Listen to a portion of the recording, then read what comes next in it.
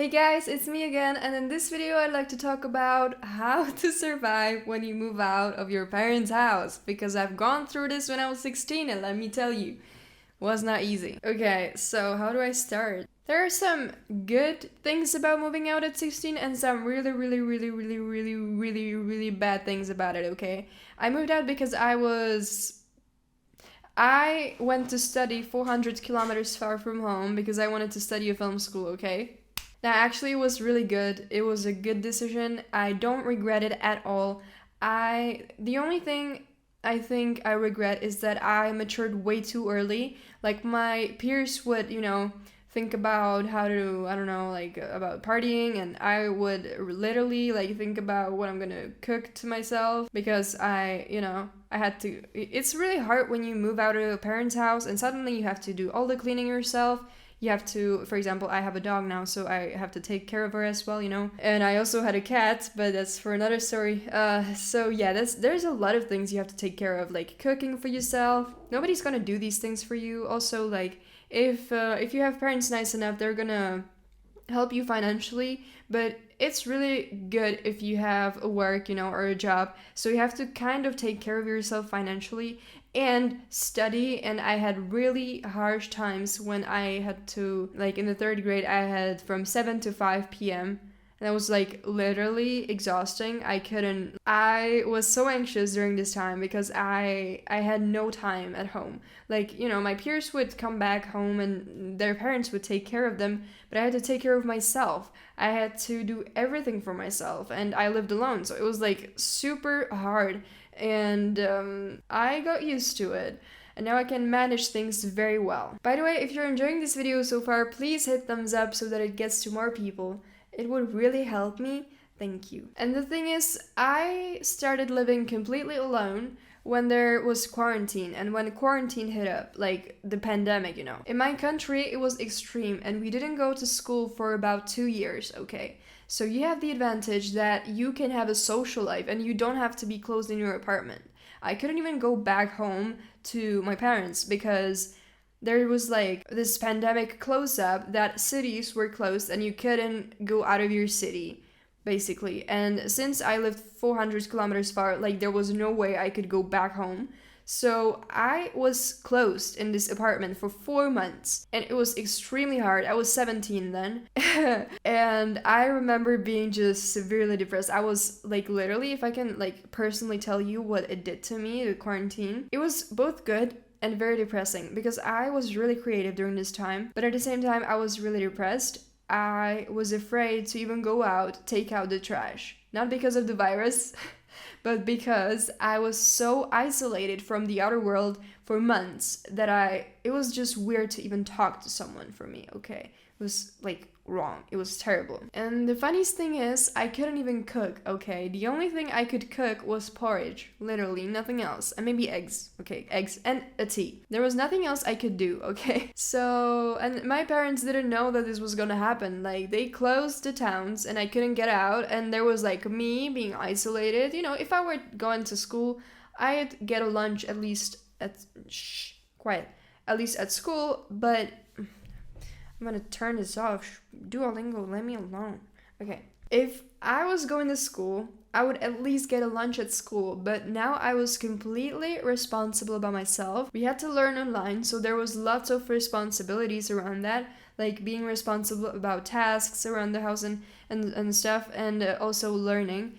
And on top of that, I had to renovate this apartment, even though it's not mine. I had to renovate it, and like anything you can imagine, from floors to walls, I had to do myself. And it was, honestly, looking back, it was so fun. It was so fun. Like literally, we would have this online lesson, and during the online lessons, I would paint the walls. It was funny, okay, or like do the floors and stuff. It was fun, but it's not something you do at the age of 17. It's just not. So I would say I hate saying that I was more mature at an early state of my life, but I think all these responsibilities made me more mature because I stopped thinking about parties.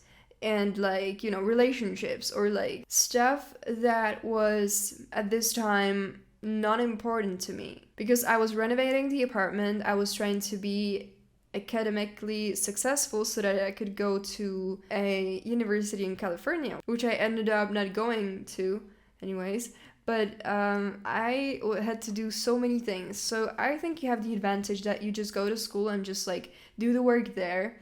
And then you just go back home, you know, and take care of yourself. I think that's really good because it was honestly so much harder during the quarantine to take care of myself. I mean, if I had the chance to take care of myself properly before, like fully, like grocery shopping, cooking for myself, you know, washing the dishes or washing the clothes and stuff, it would be much easier. But since I never had that experience and I was literally thrown into this quarantine mode alone, it was so hard.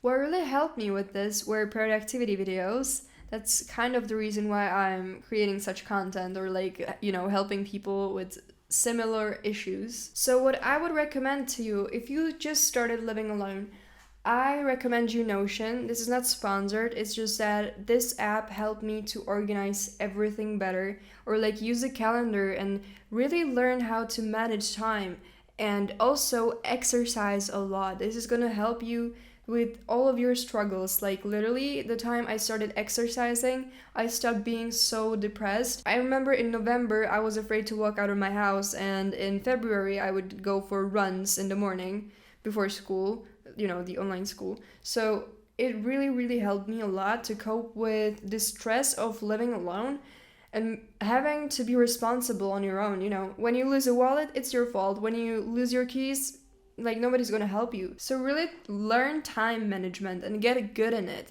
Even though I'm super creative and spontaneous, I had to, you know, schedule things so that I could get them done because there was so much to do for me. It just helped me a lot. Also, really make your household sort of smart. Create some storage spaces where you know where things are and stuff like that, that can really save your time in many aspects. And please, if you live only on your own, don't forget to socialize. Plan social events, or like, I don't mean like plan parties at your apartment, like, I mean that's optional, but plan to see your friends and just like hang out with them.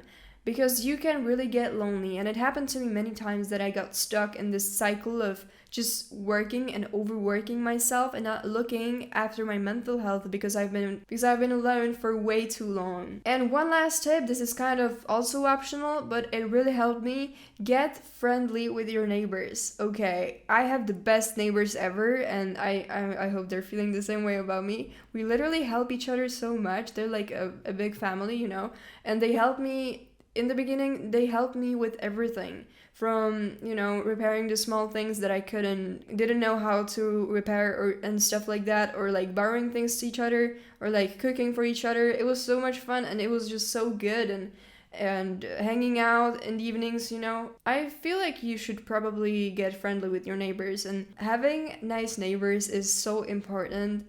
Just develop these relationships because literally you can build a community that is so supportive. Okay guys, so that's it for the video. I hope you enjoyed it. If you did, please give it a thumbs up so that it gets to more people. Have a nice day and bye!